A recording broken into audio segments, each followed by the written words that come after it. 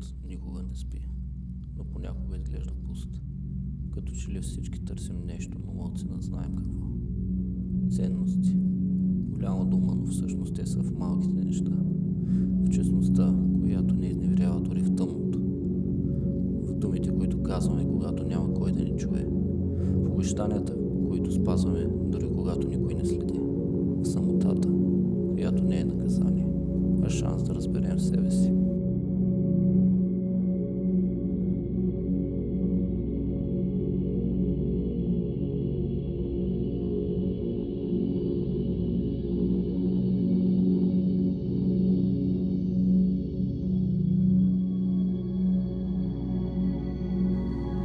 Понякога животът ни тества.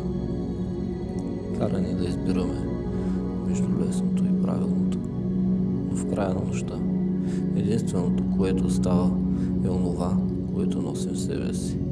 И ако утре, когато градът отново се събуди, можем да кажем, че сме били верни на себе си, значи живеем.